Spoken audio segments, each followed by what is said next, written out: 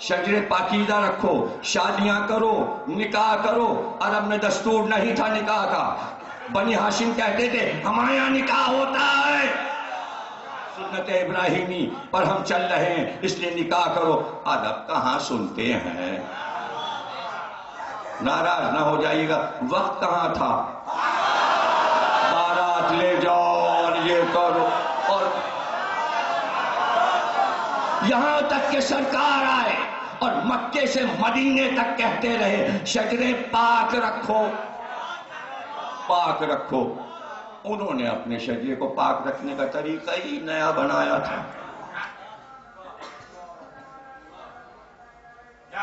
ماں نے کہا بیٹا راز کھل گیا ہے تو بتا دوں،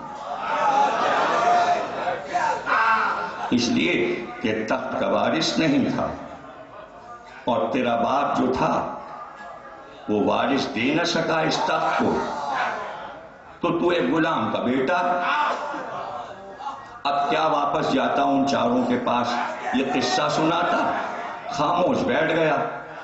نزار نے بھیجا تھا جائیداد کا فیصلہ کرانے، چاروں بھائی کیا فیصلہ کرا کے آئے؟ بھیجا اس لیے تھا تاکہ زمانے کو معلوم ہو کہ محمد کے اجداد کا علم کیا ہے،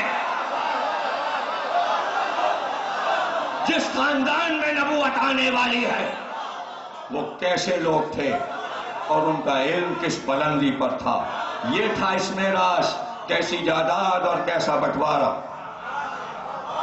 نہیں سمجھے آپ؟ یہاں جائیداد کے بٹوارے کا مسئلہ ہے ہی نہیں۔ فدا کس لیے چھوڑا تھا کہ شجرے پتہ لگا۔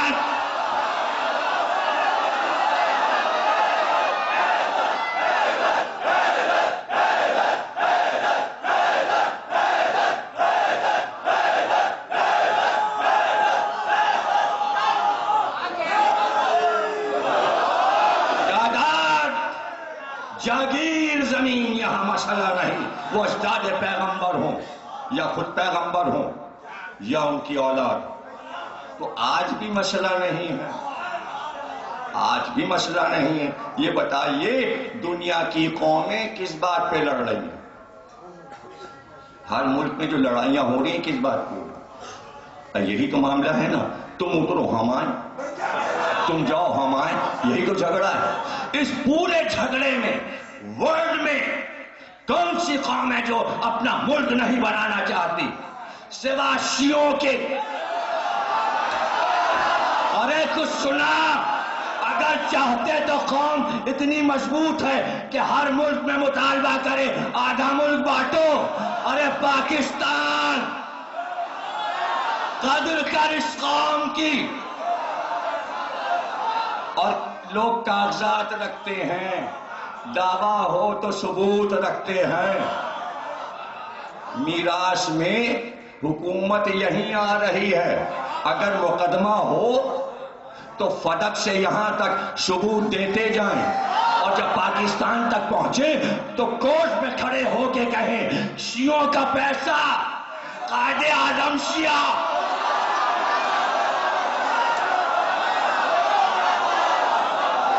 ہم سے زیادہ کوئی اتحاد بین المسلمین کا دعوے دار ہے؟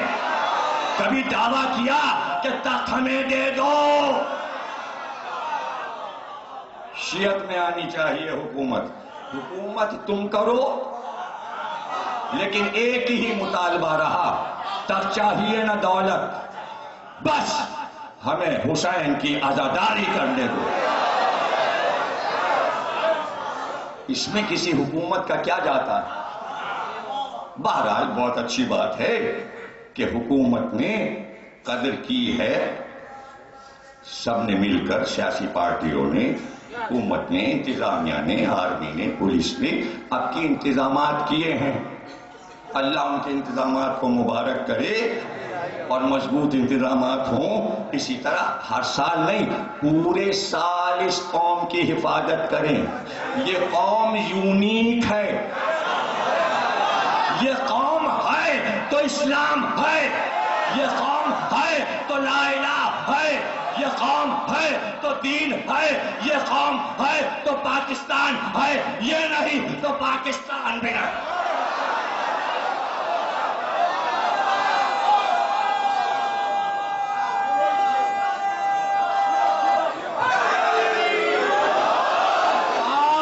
تھوڑی سی ہے کہ سرکار نے حدیث دے دی، لیکن اس سے پہلے کہ سرکار اعلان نبوت کرے، دور ابو طالب کا ہے، جہاں تمام انبیاء نے شجرے پر تاکید کی ہے۔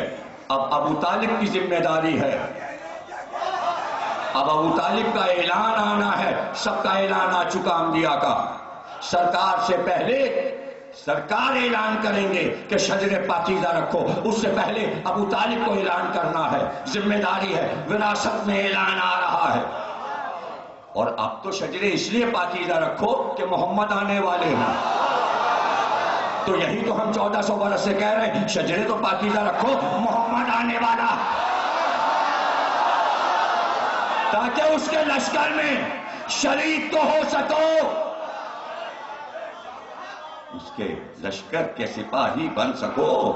مائیں اپنے بچوں کو یہی کہتی ہیں جھولا جھولا کر کہ تیری ماں نے خیانت نہیں کی، تو پاکیزہ ہے، تو حسینی ہے، تو علی والا ہے، تو مہدی کے لشکر کا سپاہی ہے۔ ان ماؤں کو ہمارے ایک نہیں 1000 سلام، جنہوں نے ایسے بچے پالے جو ولایت علی پہ بحث نہیں کرتے، جو ماتم حسین پہ اعتراض نہیں کرتے۔ ان ماؤں کو سلام، ان ماؤں کو 1000 سلام، جن گودیوں کے پلے بچے ایسے ہوں۔ تو اب بتانا ہے ابو طالب کو، لیکن ابو طالب نے تو ہر بات میں خاموشی اختیار کی۔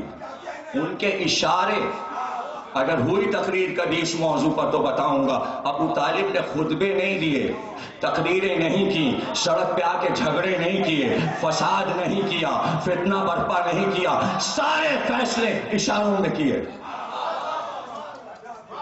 اشاروں میں سارے فیصلے کیے ہیں، یہاں تک کہ نبوت آ گئی۔ اب رہ گیا یہ، لوگ کہتے کلمہ نہیں پڑھا، جب سارے کام اشارے پہ کیے تو کلمہ بھی اشارے میں پڑھا۔ ہر کام زبان سے نہیں ہوتا دنیا میں، کچھ کام اشاروں سے ہوتے ہیں۔ جہاں آواز نہ پہنچے وہاں کیا ہو، ایک شخص وہاں ہے، میں اسے دیکھ رہا ہوں، وہ مجھے دیکھ رہا ہے، اور میں اس کا نام لے کے کیسے پکاروں؟ دیکھ ایک دوسرے کو نہیں تو میں کیا کروں گا؟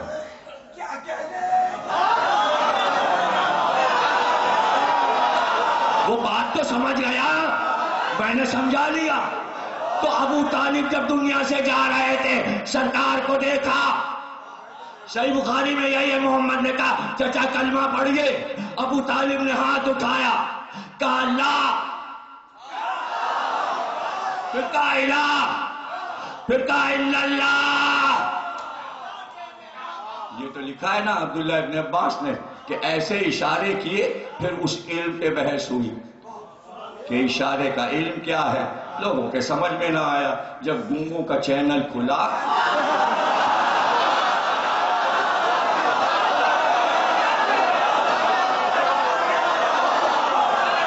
گونگوں کو سمجھانا، ارے عرب گونگے تھے، ابو طالب نے گونگوں کو سمجھایا، کس میں کلمہ پڑھتے، ابھی تو سب کافر تھے۔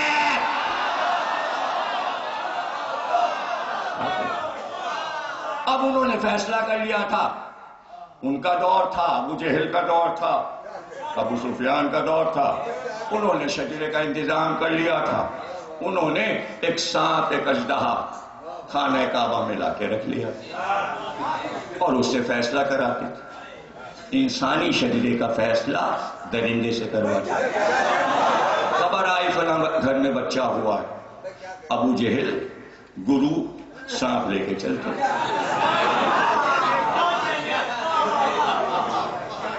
اور اس کے گھر میں جا کے چھوڑ دیا۔ وہ خود ہی جاتا تھا جہاں بچہ ہے اور زچہ ہے، اس کا نام رکھا تھا معیار الولد،